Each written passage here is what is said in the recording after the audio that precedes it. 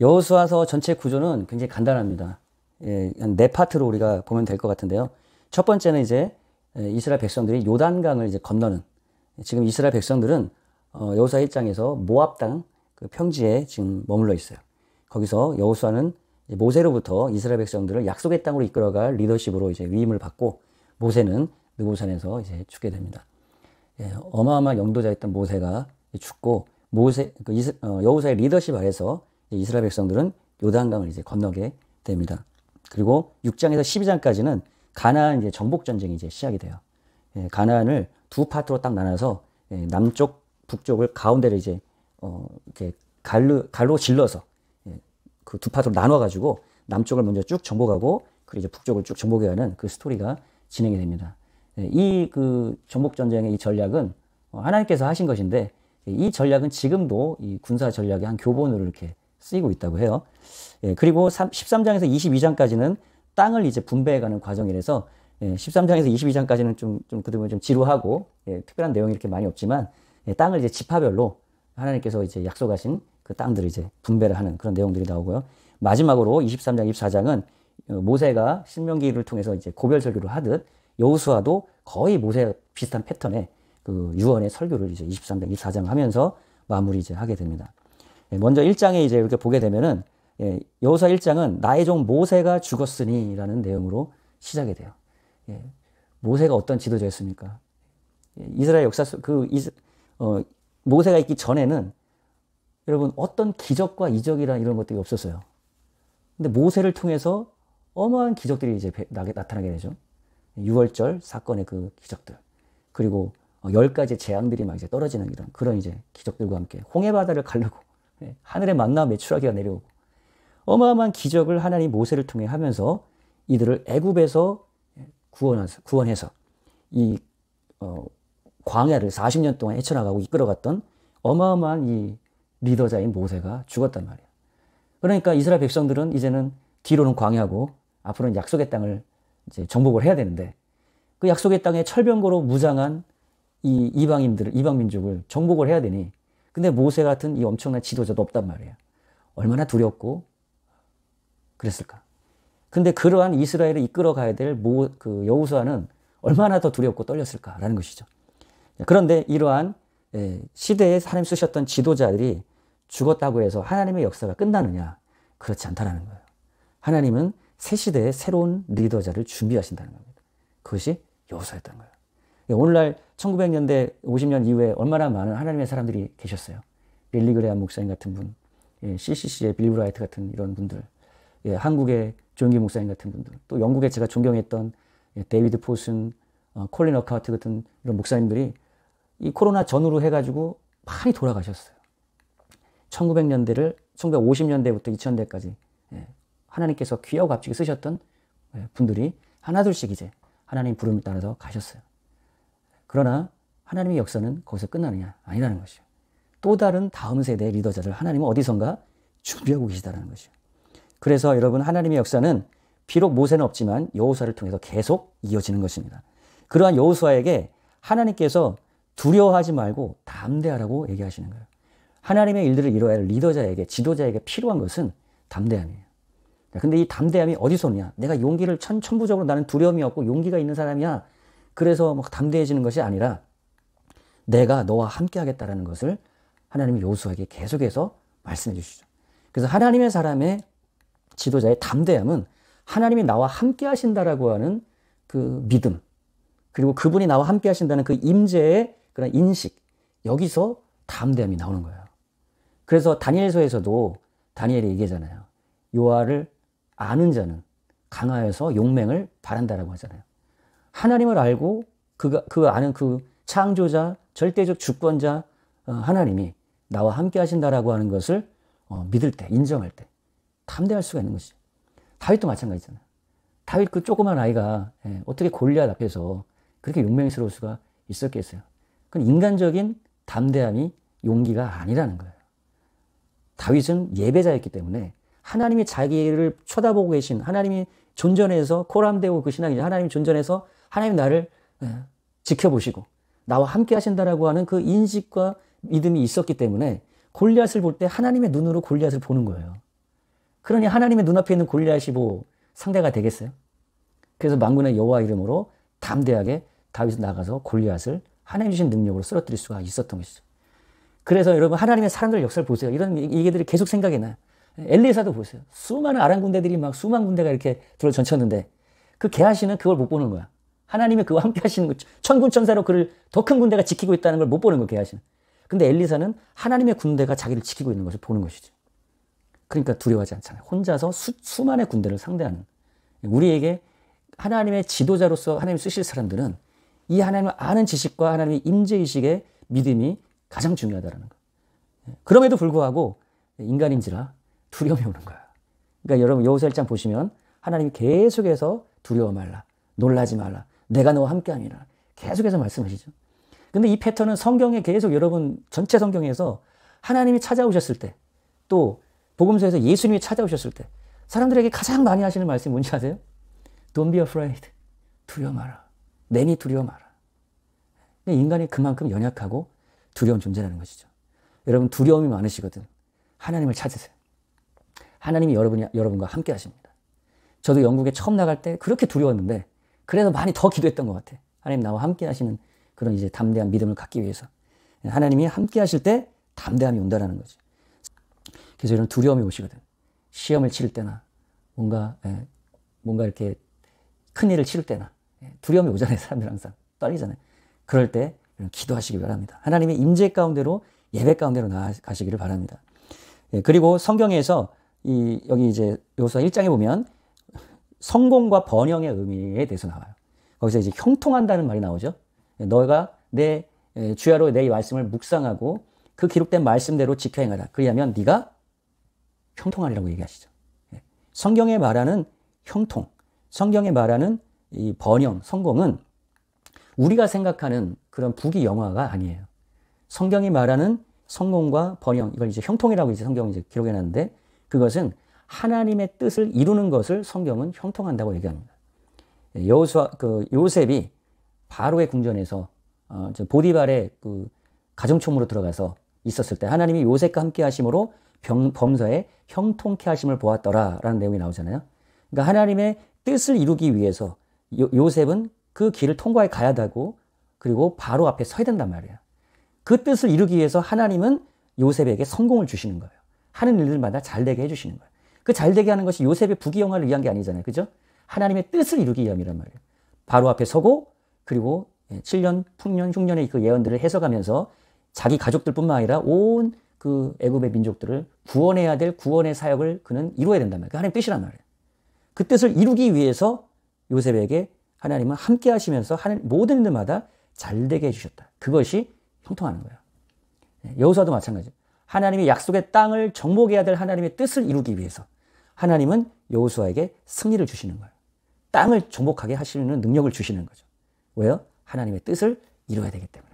그래서 여러분 하나님의 뜻과 사명, 하나님이 나를 향한 부르심, 하나님이 나를 통해 이루길 원하는 하나님의 비전을 품은 사람들은 하나님의 그 길로 갈 때 하나님이 그 일을 이룰 수 있는 형통을 주시는 거예요. 그것이 여러분 성공하는 것입니다. 성공하는 인생인 것입니다. 하나님이 여러분의 향한 하나님의 뜻과 부르심을 여러분 품으시길 바라요. 그 하나님의 뜻을 이루기 위하여 하나님은 너희는 먼저 그의 나라와 그의 의, 하나님의 나라의 그 뜻을 구하라고 하잖아요. 그럼 모든 것을 더해 주신다고 하시잖아요. 하나님의 부르심과 뜻을 향해 가면 하나님은 모든 것을 할 수 있도록 이루어 가신다는 것이에요.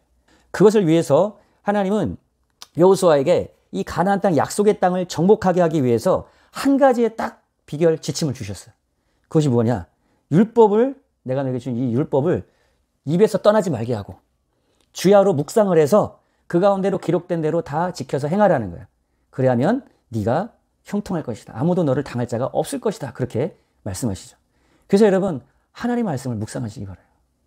하나님의 말씀을 묵상한다. 성경에 묵상한다는 것은 입에서 그 말씀을 되뇌인다는 이야기예요. 의미예요.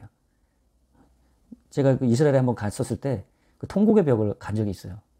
통곡의 벽 금요일 날 안식일 이제 시작되는 가면 거기 이제 랍비들이 쭉 이렇게 청년들도 그렇게 서가지고 이 모세 율법책을 들고 입으로 막 메라이시트 바라 하면서 이렇게 계속 성경을 낭독을 해요. 그게 그 사람들은 묵상하는 거예요. 묵상하는 게 되뇌인다는 겁니다. 성경을 읽으면서 성경이 묵상이 되는 것이죠. 여러분, 이런 성경이 우리가 콰이어 타임이라고 해서 그냥 읽고 가만히 생각하는 어떤 그것을 생각하지 마시고, 성경을 묵상하는 것은 성경을 읽는 것, 낭독하는 걸 통해서 하나님 말씀이 각인되고 묵상되고 거기서 하나님의 음성이 들려오는 거예요. 물론 그 말씀을 깨닫게 하기 위해서 여러 가지 이제 보조 자료들도 강의들도 설교들도 책들도 필요하지만 중요한 건 성경 자체를 읽고 묵상하는 삶이 너무나 중요하고 거기서 하나님의 음성이 들려올 때 그 말씀대로 그 음성대로 순종하면 하나님은 우리를 향한 약속의 땅을 정복할 수 있도록 하나님이 일하신다는 겁니다. 이것을 이뤘던 다윗 시편 1편에 그는 어떤 사람이었습니까? 그는 율법을 사랑하는 자였어요. 율법을 주야로 묵상하는 자였어요. 그러면 어떻게 된다고 고백합니까? 저는 시냇가에 심은 나무처럼 시절을 쫓아서 열매를 맺는 삶을 살 수 있다라고 다윗이 고백을 하잖아요. 그러니까 그러한 하나님 말씀을 묵상하는 그런 삶을 살았던 다윗이 그래서 이 약속의 땅을 다윗이 모두 다 정복을 하잖아요. 여호수아를 통해서 시작됐던 가나안 정복의 역사가 다윗 때 가서 종결이 되면서 거기서 성전이 세워지죠. 그전에는 어떤 일이 벌어집니까? 한 300년 가까이 펼쳐지면서 어떤 일이 벌어져요? 하나님 말씀을 떠나서 그들이 하나님 말씀이 없는 그런 자기 소견대로 살아가는 사사기 시대가 펼쳐지면서 하나님 약속의 땅을 정복하지 못하고 어마어마한 재앙과 방황의 그런 삶으로 이스라엘이 가게 되잖아요. 그래서 여러분 말씀 묵상하는 삶이 이렇게 중요하다라는 거예요. 그리고 이스라엘의 리더십으로 마지막으로 여호수아는 이스라엘 공동체가 여호수아를 신뢰하고 존중하는 모습으로 하나님이 택한 리더자 여호수아와 그리고 이스라엘 백성의 하나님의 공동체가 서로 하나가 딱 되면서 하나님과 지도자와 하나님의 백성들이 삼위일체로 딱 하나가 돼서 이제 가나안 땅 약속의 땅을 향해서 정복하러 들어갈 준비가 된 것이죠. 그렇게 해서 영적인 준비가 이제 된 이스라엘 백성들이 정탐꾼을 보냅니다. 근데 이때 여호수아는 2명을 보내. 왜 12명에서 2명으로 줄었을까? 아마도 12명 보냈다가 10명이 페일했기 때문에 2명만 보낸 게 아닐까? 이제 이건 제 추측이고요. 2명을 보냈는데 여기서 이제 정탐을 하게 하죠. 여리고 이제 요단강을 넘어가면 그럼 바로 이제 여리고가 펼쳐진단 말이에요. 그러니까 거기서 이제 정탐을 미리 해서 정보를 가져오게 돼요. 그래서 여기서 우리가 이해할 수 있는 것은 하나님이 어떤 일을 이루어 가실 때 여리고를 돌면서 이제 하나님이 말씀대로 하루에 한 바퀴씩 돌고 마지막 날 7바퀴 돌 때 이게 무너지는 어떻게 보면 참 말도 안 되는 그런 전략이지만 하나님 음성대로 순종할 때 하나님께서 승리를 주셨던 것처럼 그렇게 하나님 말씀대로 순종해서 그냥 움직일 때 하나님이 기적을 나타내는 그런 것도 하나님의 방법이지만 어떨 땐 하나님은 가서 정보를 수집해와 가서 또 전략을 세우고 계획을 세우고 그것을 통해서 하나님의 일들을 이루게 하시는 방법도 쓰신다는 거예요. 그게 여리고성의 전쟁과 아이성의 전쟁에서 나중에 나오잖아요. 여리고성의 전쟁에서는 하루에 한 바퀴 나중에 7바퀴 돌라고 해서 그냥 돌았어. 정말 말도 안 되는 전략이에요. 전멸될 수도 있는 전략이지만 그 말씀을 듣고 순종했을 때 승리를 주셨죠. 근데 아이성에서는 어떻게 합니까? 매복 작전을 펼치게 하시잖아요. 뒤에서 매복하고 있다가 그 아이성의 군대들이 몰고 나왔을 때 뒤에서 매복했다 공격을 해서 결국에 승리를 하게 하시잖아요. 전략이 다 틀렸단 말이에요. 그래서 하나님은 왜 그렇게 하시느냐?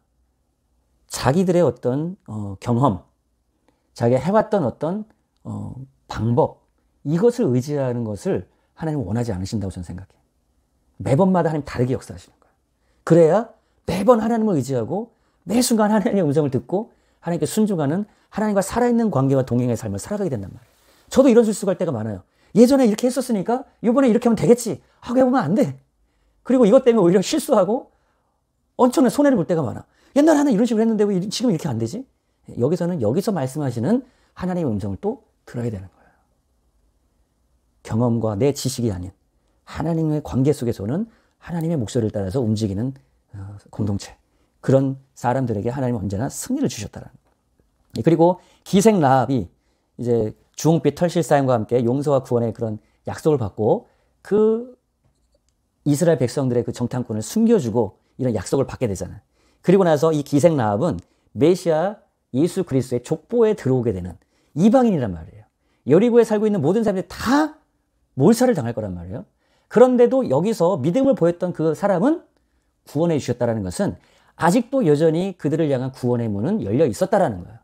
그러나 그것에 믿음으로 반응하는 사람은 언제나 그 심판과 공의의 심판과 재앙 속에서 나올 수 있었고, 이방인이라고 해서 하나님이 그들을 멸하시는 것이 아니라 이방인이든 하나님 택한 사람이 모두 다 믿음으로 반응해서 나오는 사람들을 하나님의 백성으로 들어오게 해주실 수 있는 그런 어떤 문들이 이미 구약시대 때도 열려 있었다라는 것이죠.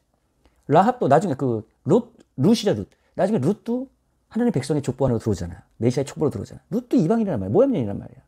그래서 이것은 여러분 어떤 민족적인 그런 혈통적인 그것으로 하나님께서 택하시고 구원 하나님의 백성이 되는 것이 아니라 이방인이든 어떤 사람이든지 간에 여인이든 하나님이 그 부르신 부르심의 그 믿음으로 반응할 때 하나님은 언제나 그들을 하나님의 백성에 들어올 수 있는 길을 열어주셨다라는 것이죠. 그리고 3장 4장에 가서는 이제 요단강을 건너서 이제 약속의 땅을 이제 들어가게 됩니다. 요단강을 이제 건너면 그때부터가 이제 약속의 땅이 시작되는, 가나안 땅이 시작되는 거예요. 근데 요단강을 딱 왔는데 수심이 6m인 거야. 하나님께서 여호수아에게 엎드려서 기도하는 여호수아에게 하나님께서 말씀해 주시죠. 제사장을 앞세워서 언약궤를 가장 앞세우고 그 제사장들이 언약궤를 들고 양각 나팔을 부르면서 전진하라고 하시죠. 그 말씀에 제사장들은 그냥 물을 밟고 지나갔던 거예요. 대단한 믿음이죠. 이스라엘 백성들은 홍해 바다를 건널 때 이미 갈라진 걸 보고 지났는데 요단강에서는 아무것도 갈라지지 않은 상황에서 믿음으로 하나님의 말씀 따라 밟고 지나가는데 그들이 밟고 지나갈 때마다 강이 갈라지기 시작하는 거예요. 그것이 믿음의 역사란. 우리는 뭔가 보여져야 그때서야 믿는 경향이 우린 많죠. 그러나 진정한 믿음은 보이지 않고 믿는 것이 진짜 믿음이죠. 무엇을 보이지 않고 믿는 건가요? 하나님이 말씀하신 그 말씀을 보이지 않지만 믿고 걸어 들어갔던 거예요. 그러니까 그 말씀대로 요단강이 갈라지는 역사가 일어났던 것이죠. 거기서 가장 앞장세워서 들고 들어갔던 언약궤는 그 언약궤 안에 이 아론의 쌍난 지팡이와 만나와 그리고 십계명 두 돌판이 있었단 말이에요. 언약의 그런 상징들이 거기 다 들어있었단 말이죠. 그러니까 언약의 백성이 지금 그 언약궤를 앞세우고 간다는 얘기는 그 언약궤는 하나님의 약속이 담겨 있기 때문에 그들과 함께 하시겠다는 약속이 거기에 언약 안에 다 있었기 때문에 그 언약궤를 끌고 왔다는 것은 하나님이 그들과 함께 하시며 가장 앞장서서 이스라엘 백성들을 인도하고 계시다라고 하는 하나의 사인이고 증표란 말이에요. 언약궤 위에 그 속죄소 위에 하나님이 임재하셔서 성막 안에서는 지성소 안에 그 언약궤가 있었잖아요. 그 언약궤 위에서 그 속죄소에서 하나님이 임재하셔서 거기서 말씀하셨단 말이에요. 하나님의 임재의 상징이란 말이에요. 그 언약궤를 이끌고 나갈 때 하나님의 임재가 그들을 이끌고 가셨던 것이죠. 그래서 여러분 우리는 이 이스라엘 백성들 여호수아의 그 군대처럼 항상 예배 속에서 하나님을 찬양하고 양각 나팔 통해서 하나님 찬양하면서 가는 거잖아요. 하나님을 찬양하고 하나님 예배하는 가운데 하나님이 우리 삶 가운데 우리 가운데 임재하시는 그 임재 가운데 머물면서 그분과 함께 그분의 임재 안에서 그분과 함께 동행해 가는 그분이 앞서 행하시는 그 길을 따라갈 때 우리는 언제나 이러한 기적을 경험하게 된다는 거예요. 우리의 논리와 어떤 우리의 상식과 우리의 계획과 우리의 보여지는 상황과 환경을 따라 살아가는 것이 아니라 이스라엘 백성들은 하나님의 임재를 따라 그분의 목소리를 듣고 그 임재 속에서 오는 그분의 음성을 따라서 움직여 갔던 공동체였다는 거예요. 그래서 그런 여호수아의 군대가 승리할 수 있었다는 것이죠. 그렇게 해서 쭉 요단강이 갈라져 가면서 이스라엘 백성들은 다 이제 건너가는데 그리고 그 제사장들이 딱 중간에 서가지고 지나간 다음에 중간에 서서 이스라엘 백성들이 다 지나가게 하는 것을 보고 마지막에 그들은 요단강에서 12개의 돌을 가지고 나와서 기념비를 그곳 길갈에다가 세우게 되죠. 하나님은 기념하라고 하는 기념비들을 많이 세우고 또 절기를 통해서 기념하게 하는 일들을 많이 하시죠. 왜 그럴까요? 우리가 잘 잊어버리니까. 잊지 말라는 거예요.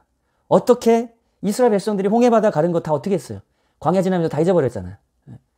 여호수아가 그 군대가 어떻게 하나님이 요단강을 가르고 그것을 넘어가게 하셨는지 하나님이 함께 하시면 이런 요단강 이런 것은 아무 문제가 되지 않는다. 하나님이 길을 여시고 하나님이 우리와 함께 하시면 하나님이 우리를 통해서 승리를 나타내실 것이다 라고 하는 이 경험과 메시지를 잊지 말라는 것이죠. 우리도 그래서 이런 기념일은 중요한 것이에요. 물론 이제 성탄절은 예수님이 그날 태어나신 것은 사실 아니지만 그 성탄절 통해서 성탄하신 예수를 다시 한번 기억해보고 성탄하신 예수 그리스도의 은혜를 기억하고 새롭게 하는 그런 부분에서는 은혜가 의미가 있다라는 것이죠. 부활절도 마찬가지고. 그냥 우리는 언제나 성탄절 같고 우리는 언제나 부활절 같은 삶을 살아야지만 잊지 말라고 그런 기념일들도 주신다라는 것입니다. 할례는 이스라엘 백성들의 언약의 표식이었어요. 그 언약의 표식을 그러니까 언약이라고 하는 하나님과 관계를 맺은 그 증거와 사인으로서 할례를 맺게 했던 거예요. 할례를 했다고 해서 하나님 백성이 된 게 아니라 언약의 관계라고 하는 것을 맹세하면서 맺으면서 그 증거로 할례를 맺게 했는데 지금 여호수아의 그 군대, 이 다음 세대의 이 광야 세대는 할례를 받지 못했어요. 그래서 지금 이제 언약의 그런 관계를 확실하게 하면서 할례를 받고 약속의 땅을 향해서 이제 또 들어갈 준비를 하게 되는 겁니다. 그리고 만나가 멈추면서 약속의 땅에서의 그 나는 이제 소산물들을 주게 하셔요. 이스라엘 백성들은 광야를 지나면서 하늘의 만나 메추라기를 먹고 살았어. 하나님이 전적인 공급하심으로 살았어. 그러나 어떤 때 가면 이제는 우리가 일해서 내가 가는 재능과 달란트를 가지고 사용해서 하나님 주신 은사를 가지고 사용해서 거기서 소산물을 얻고 먹게 하시는 그러한 일을 또 하나님, 그것도 하나님 공급하신다는 것이에요. 하나님 공급하심을 얘기하면 그 앉아서 만나 메추리기만 하나님 떨어지는 것만 이제 기다리는 거, 그것만 하나님 공급하신 것이 아니라 하나님 직접 그곳에서 일함으로 하나님께서 그곳에서 소산물을 갖게 하는 것도 하나님의 공급하심의 하나라는 것이죠. 그래서 여러분 뭐 직장 생활을 하거나 사업을 하거나 거기서 그 일을 통해서 얻는 것도 하나님의 공급하신 또 다른 방법 중에 하나. 또 만나 메추라기를 하나님이 전적인 기적으로 공급해 주시는, 어떨 땐 그렇게 또 상황 속에서 공급해 주시기도 한다라는 거. 중요한 건 하나님이 이때에 우리가 지금 광야의 여정을 지금 통과해 갈 때냐, 가나안 약속의 땅에 들어와서 하나님이 그 땅의 소산물을 먹게 할 때냐, 하나님 때에 따라서 그렇게 다른 방법을 공급해 주셨다라는 것을 우리 또 기억해야 되는 것입니다. 그리고 이제 6장에서 12장까지는 가나안 정복 전쟁이 시작됐는데, 여리고성의 전투는 아까 제가 드렸지만 우리가 또 너무나 잘 아는 이야기죠. 하루에 한 바퀴씩 여리고를 돌아라고 하는 음성을 들었어요. 그 음성을 듣고 여호수아와 그의 군대는 양각 나팔을 부르면서 언약궤를 가장 앞세우고 한 바퀴 도는 거야. 하루 한 바퀴. 마지막 날은 7바퀴 돌면서 마지막에 함성과 함께 나팔을 불 때 여리고성이 와르르 무너지는 그런 역사를, 하나님의 승리를 주셨다라는 거. 그래서 우리의 승리는 우리 안에 계신 하나님의 목소리, 그 하나님은 지금 우리 안에 성령으로 우리 안에 와 계시단 말이에요. 그 우리 안에 계신 성령님이 그 임재 속에서 말씀하시는 성령님의 감화 감동, 그분의 음성을 우린 들을 줄 알아야 된다는 거예요. 그분의 목소리와 인도 따라 우리가 나아갈 때 우리는 백전백승이다라는 것을 여리고성에서 가르쳐 주셨죠. 그러나 아이성에서 어떤 일이 벌어집니까? 아이성에서 7장 8장이 가니까 여기서는 여호수아가 하나님께 물어보는 내용이 없어. 그냥 여리고도 이렇게 우리가 승리를 했는데 아이성 그 3,000명 4,000명 얼마 되지도 않는 그 성 그냥 뭐 한 2, 3천 명만 보내서 그냥 쓸어버려, 그런 식으로 이제 장안했던 것이죠. 그래서 우리가 정말 조심해야 되는 것은 하나님의 큰 역사와 승리 다음이 항상 우리는 넘어지기 쉽다라는 거예요. 부흥회를 통해서 큰 은혜를 받았어. 하나님의 그 치유의 능력을 경험했어. 하나님의 큰 역사를 내 삶 속에 이루셨어. 그러면 이제 거기서 교만해지고, 거기서 하나님 또 음성을 듣고 하나님께 엎드려서 하나님의 인도 따라, 하나님의 목소리를 따라 순종해 가야 되는데, 야, 내가 이렇게 했으니, 하나님이 나에게 승리를 주셨으니 그냥 이렇게 하면 되겠지 하고서 막 덤벼드는 그런 적이 우리가 얼마나 많은지 몰라요. 그렇게 했을 때 이스라엘 군대가 대패를 하게 됐고, 거기서 왜 대패했는지 여호수아가 엎드려서 기도할 때 이 아간이라고 하는 이런 이제 배반자가 거기에 있었죠. 여리고성에서 그 여리고의 소산물들, 그런 것들을 다 불태 없애버리라고 했잖아. 근데 아간이 어떻게 했어요?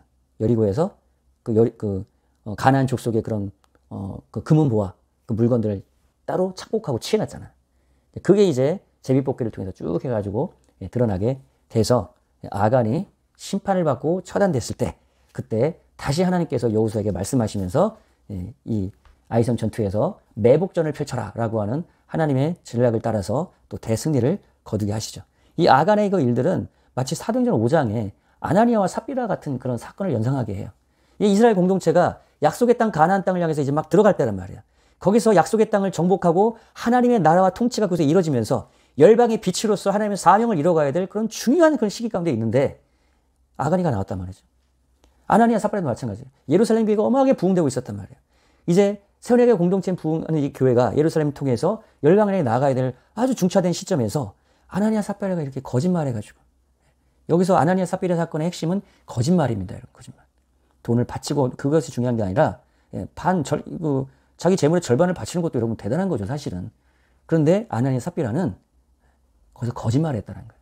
절반을 그냥 드렸으면 되는데, 거기 보면 그 앞에 보면 바나바가 전 재물을 드리는 게 나오거든요. 그러니까 바나바가 전 재물을 드리는 걸 봤단 말이에요. 그럼 어떻게 생각이 들겠어? 나도 전 재물을 드려야겠다고 했던 거지. 그리고 반은 숨겨놓고 반만 내는 거야. 거기서 뭐가 껴져? 다른 사람과 비교를 하기 시작하는 거야. 바나바가 이만큼 했으니까 나도 바나바처럼 해야 되겠다. 그런 이제 경쟁과 비교의식이 있었던 거고. 거기서 거짓말이 끼어들었던 것이죠. 그냥 솔직하게 자기의 재물 반절만 드리는 것이 자기에게 그런 감당할 만한 믿음이고 그 정도 드려도 너무 큰 거잖아요. 솔직하게 그래 드렸으면 됐을 것을 거기서 거짓말로 했기 때문에 그런 심판을 이제 받게 되는데 왜 이런 일이 있었느냐. 하나님은 초대교회 공동체가 세워지는 가운데 하나님의 공의와 어미를 나타내는 본보기로 이 일들을 이루셨다고 저는 생각을 해요. 왜냐면 자꾸 이렇게 경쟁하고 시기하고 거짓말하게 되고 이렇게 되면 어떻게 되겠습니까? 공동체가. 세상 공동체, 세상 조직과 세상 집단과 다를 바가 하나도 없잖아요. 그래서 그 거룩함을 유지하기 위해서 본보기로 아나니아 삽비라 사건을 나타내셨던 거죠. 아간도 마찬가지였던 거예요.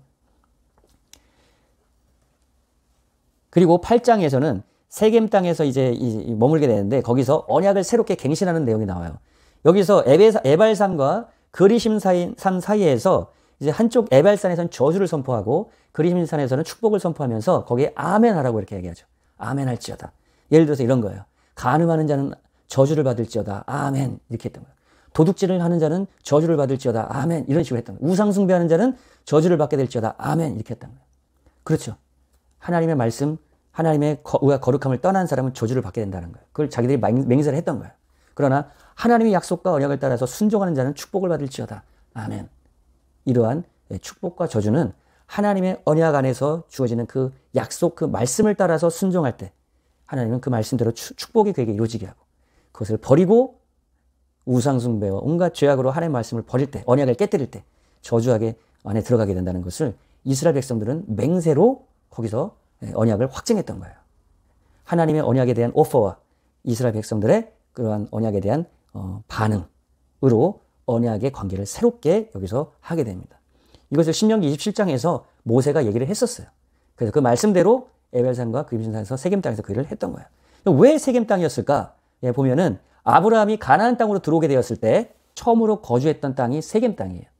그리고 거기서 이 땅을 주겠다고 약속을 하시죠. 창세기 12장 7절에서 이 땅을 주겠다고 약속하셨어요. 그러니까 본토 친정 아비집을 떠나서 내가 너에게 지시할 땅으로 가라고 했을 때 아브라함은 갈 바를 알지 못하고 갔다고 했죠. 그러나 그 말씀을 쫓아갔는데 가다 보니까 이 가나안 땅을 지나가게 된 거예요.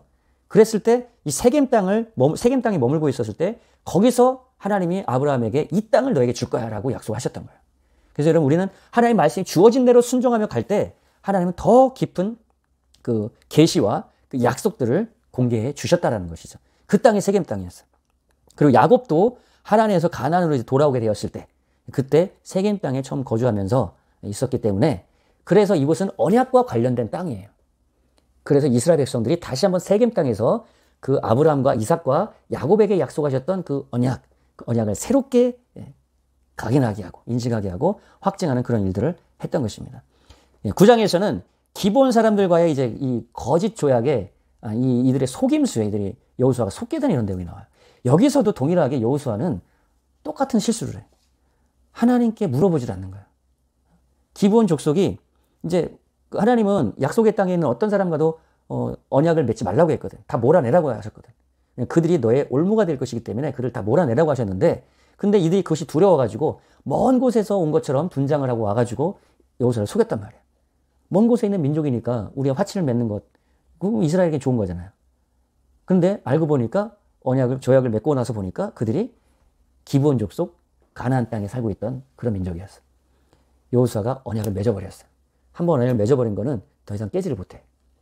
그래서 그들이 또 올무가 되기도 하잖아요. 근데 거기서 여호수아가 묻지를 않았던 거예요. 그래서 우리가 항상 어떤 상황에서든 하나님께 묻고 하나님의 응답을 기다리고 살아가는 삶이 중요하다라는 거. 여기서 우리 또 배우게 됩니다. 그리고 10장에서는 남부 팔레스타인 이제 그 가나안 땅 남쪽을 이제 정복하게 하게 되는데 거기서 이 여호수아가 어마어마한 그 믿음의 그런 역사를 이루죠. 태양아, 이 기브온 골짜기에서 멈출지어다라고 하는 이 선포. 왜냐면 거기서 전쟁이 끝나지 않으면 전쟁이 그 다음으로 미뤄지면 이 승부가 어떻게 될지 모르는 그런 상황이었기 때문에 해를 거기서 멈춰버리고 사실은 해가 멈춘 게 아니라 지구가 멈춘 거죠.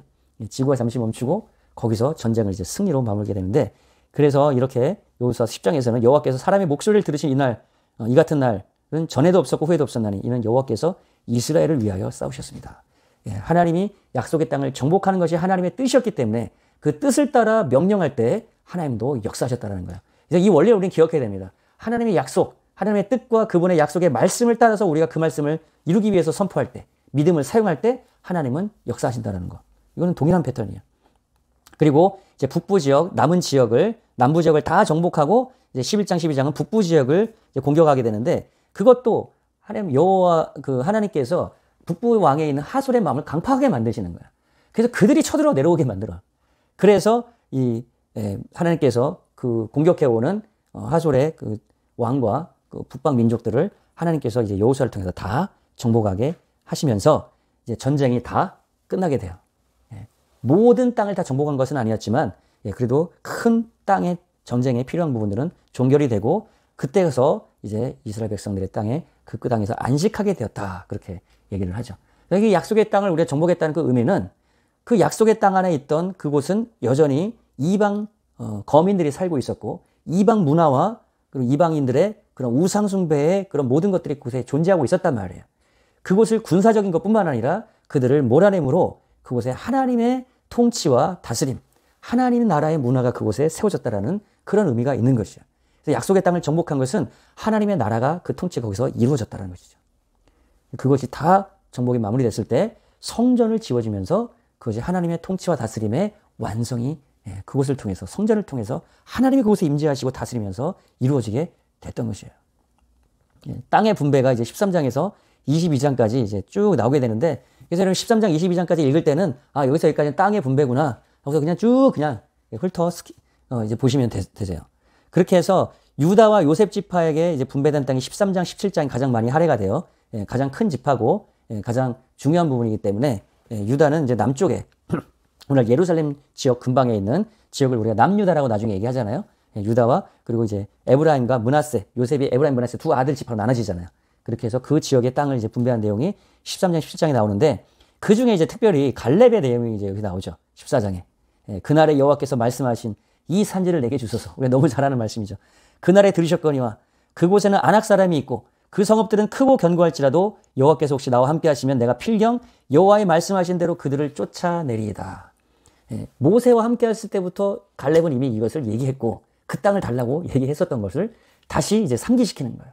그 땅 그때 내가 얘기했지 않느냐 하면서 그걸 상기했을 때 그때 여호수아가 이제 허락을 하게 되죠. 그러니까 여호수아 갈렙은 40년 가까이가 지난 시점에서도 아직도 그 믿음을 갖고 있었던 거예요. 그 나이가 그래도 상당히 들었던 상황이었음에도 불구하고 여전히 그 정신, 그 스피릿이 늙지 않은 거야. 그곳에 크고 아낙 사람, 이 사람들은 어떤 사람 골리앗 같은 그런 아낙 자손들이, 골리앗이 아낙 자손이잖아요. 이런 거민들이 여전히 살고 있었어. 그런데 하나님이 나와 함께 하시면 그 땅을 반드시 내가 치하리라 라고 하는 그 하나님에 대한 약속에 대한 신실함, 그 믿음을 갈렙은 여전히 갖고 있었다는 것이죠. 여러분, 갈렙의 믿음, 여호수아의 믿음, 우리가 여호수아를 통해서 이것을 우리는 배워야 되고 가져야 됩니다. 하나님이 여러분과 함께 하시면, 하나님이 나와 함께 하시면 내가 그 약속을, 그 땅을 취하리이다 라는 것이죠. 에브라임 지파는 계속 주저하고 있었어요. 그 땅의 거민들이 너무나 철병거로 무장하고 있으니까 쫄려가지고 그곳을 정복하지 못하고 여전히 놔두고 있었어. 거기에서 여호수아는 이렇게 얘기합니다. 하나님께서 너희와 함께 할 거고 그들을 쫓아낼 것이니 담대하게 나아가서 스스로 그것을 개척하라. 그렇게 얘기하죠. 이 개척 정신. 아무것도 없는 그런 황무지에서도 하나님이 나와 함께 하시면 그곳이 적과 꿀이 흐르는 땅으로 바뀔 수 있단 말이에요. 그것이 하나님 나라로 바뀔 수 있단 말이에요. 중요한 건 내가 하나님과 함께하고 있느냐는 거예요. 지금 이 시대를 살아가는 우리에게 이 정신이 필요합니다. 하나님이 나와 함께 하시면 내가 담대하게 그곳을 나아가서 내가 스스로 하나님과 함께 개척하겠습니다 라고 하는 이 정신이 필요한 것이죠. 오늘 다음 세대, 7포 세대, 8포 세대 이런 나오는 이런 세대 속에서 왜 이렇게 되느냐? 자꾸 상황과 환경과 나를 바라보기 때문에 그런 거예요. 철병거로 무장하고 있는 그 아낙 자손을 바라보고 있기 때문에 그런 거예요. 그들과 나를 비교하기 때문에 그런 것이죠. 아니에요. 우리는 그들과 우리를 비교하는 게 아니에요. 하나님이 나와 함께 하시고 하나님이 나를 통해서 이루신다면 하나님이 그들과 함께 싸우실 거란 말이에요. 내가 싸우는 게 아니란 말이에요. 그러니까 여러분, 그런 사람들에게, 우리 다음 세대에게 필요한 것, 우리들에게 필요한 것은 하나님이 나와 함께 하신다라고 하는 믿음이 필요한 거예요. 하나님이 어떤 분인가를 아는 지식이 필요한 거예요. 하나님을 모르기 때문에, 하나님과 나와 함께 하신다라고 하는 인재의식이, 예배가 없기 때문에, 동행하심이 없기 때문에 우리는 이런 담대함을 잃어버렸다는 거죠. 여호수아가 마지막으로 유언하며 얘기합니다. 너희 중에 남아있는 이 민족들을 친근히 하여 더불어 혼인하며 피차 왕래하면 정령이 알라 너희 하나님 여호와께서 이 민족들을 너희 목전에 다시는 쫓아내지 아니하시리니 그들이 너희에게 올무가 되며 덫이 되며 너희 옆구리에 채찍이 되며 너희 눈에 가시가 되어서 너희가 필경은 너희 하나님 여호와께서 주신 이 아름다운 땅에서 멸절하리라. 예. 모세가 이스라엘 백성들에게 말했던 패턴과 똑같은 패턴이죠. 이제 여호수아도 나이 많아 늙었어요. 하나님이 부르신 사명을 여호수아는 다 했어요. 그와 그 집은 여호와를 섬기리라. 그렇게 고백했는데 그들은 그렇게 살았습니다. 여호수아와 그의 세대는 이제 그들의 사명을 다 마무리했어요. 그러나 이제 다음 세대가 또 이제 어떻게 이 남은 약속의 땅을 다 정복하여 이룰 것이냐. 그리고 그들을 통해서 하나님께서 하시길 원하셨던 열방의 빛으로서의 하나님의 사명을 제사장 나라로서의 사명을 그들은 이뤄낼 수 있을 것이냐. 이것이 그들에게 남은 숙제였는데 어땠나요?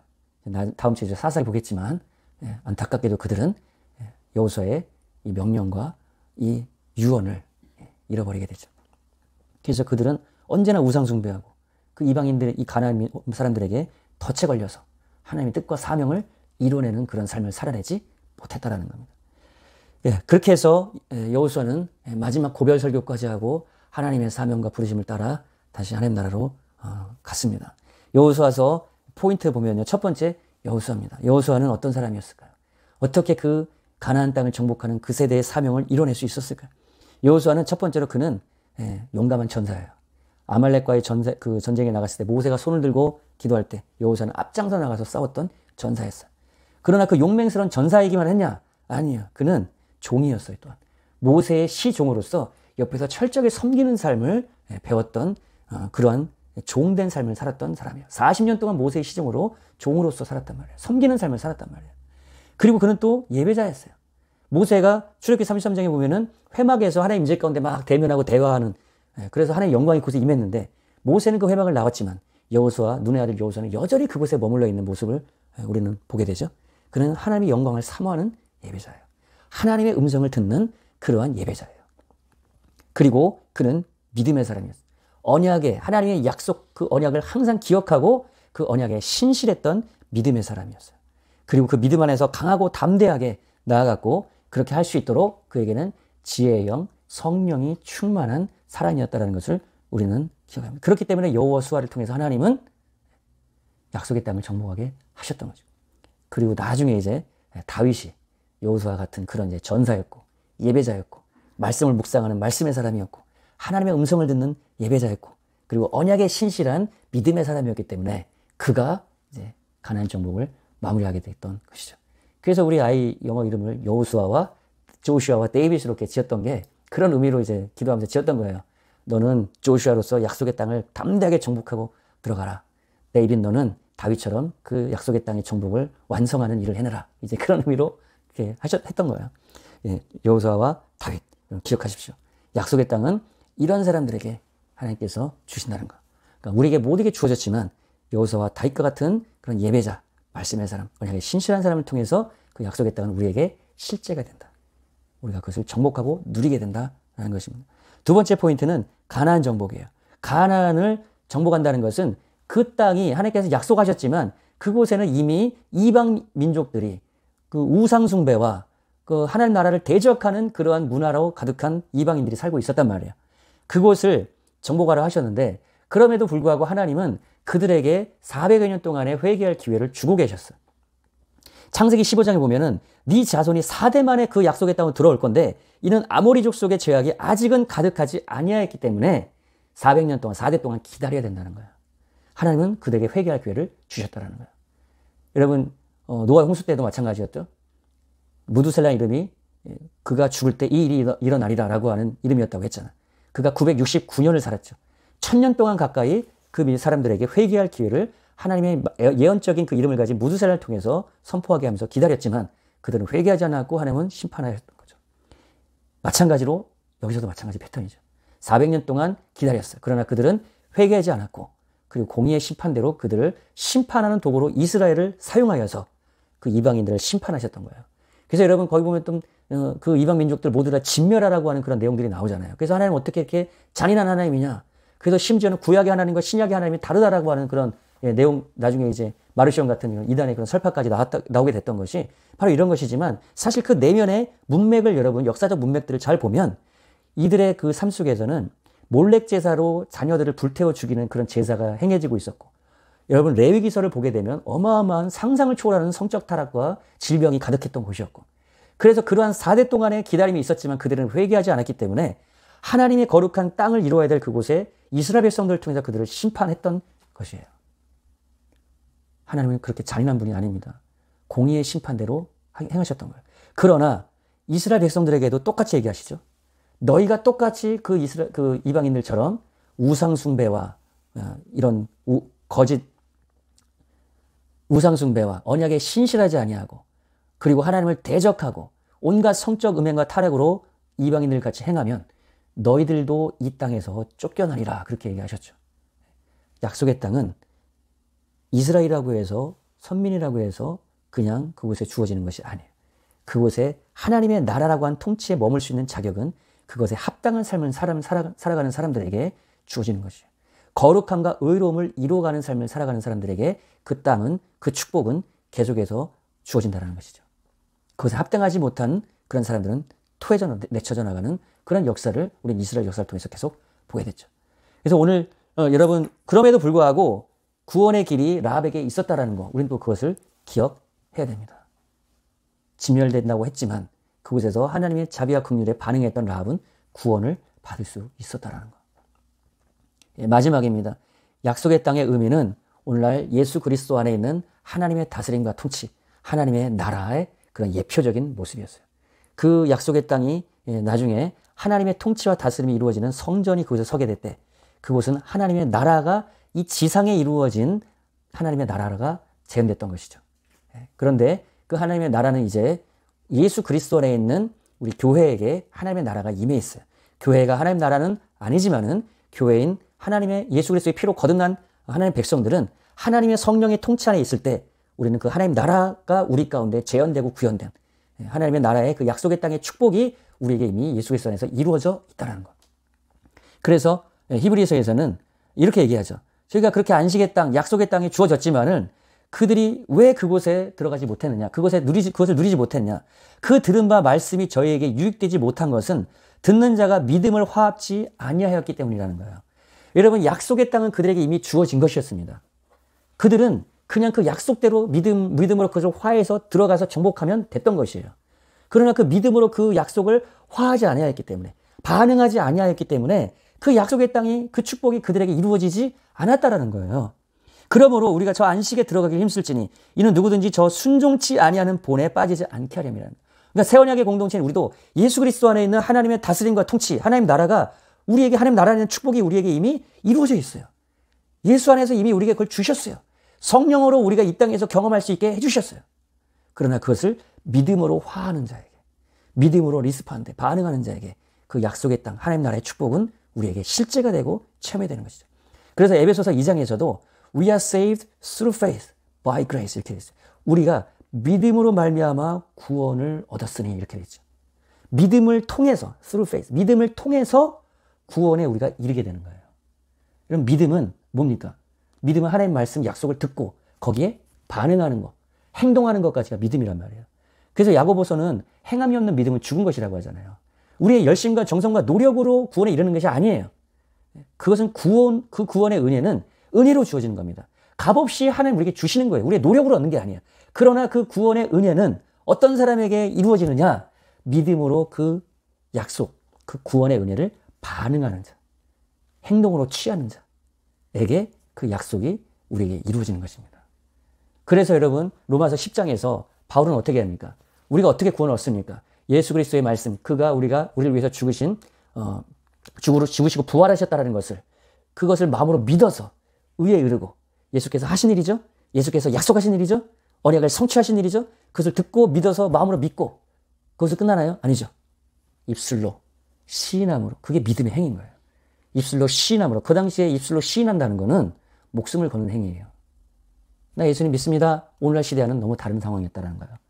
목숨을 걸고, 그리고 어떻게 보면 우리 가족의 핍박이 올지도 모르는 그런 상황에서 예수를 입술로 고백했단 말이에요. 그게 침례의식인 거예요.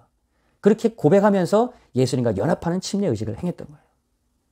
무슬림들은 지금도 그렇게 입술로 예수를 고백하고 침례받으면서 그 이후에 암살을 당하고 죽임을 당하는 무슬림들이 지금도 많잖아요.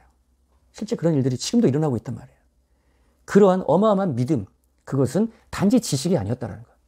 알고 입술로 고백하는 믿음의 행위를 통해서 하나님의 구원의 은혜가 그에게 이루어지는 겁니다. 그 약속이 되게 실제가 되는 것. 이것을 우리에게 말씀하고 있다. 여러분, 예수 그리스도 안에서 하나님의 나라의 축복, 하늘의 신령한 축복, 에베소서 1장 2장에 나오는 하늘의 신령한 모든 축복, 하늘의 주님과 함께 보좌에 앉아있는 공동 통치에서 세상을 다스릴 수 있는 어마어마한 통치권, 이러한 권세와 능력이 이미 예수 안에 우리에게 주어졌습니다. 약속된 거예요. 누가 그것을 취하고 사용할 수 있냐? 믿음으로 여러분 그것을 취하십시오. 입술로 선포하십시오. 그리고 그것을 사용하십시오. 그때 하나님의 나라 안에 있는 축복과 은혜가 여러분의 삶 속에 실제로 흘러가고 나타나는 그 놀라운 약속의 땅 안에 있는 하나님 나라의 축복이 여러분에게 이루어질 것입니다. 함께 여호수아서 기억하시면서 성경을 한번 쭉 읽어가 보시고요. 이 키포인트 3가지를 기억하면서 여호수아와 가나안 정복과 약속의 땅의 의미를 여러분 기억하면서 함께 기도하시겠습니다. 기도하겠습니다.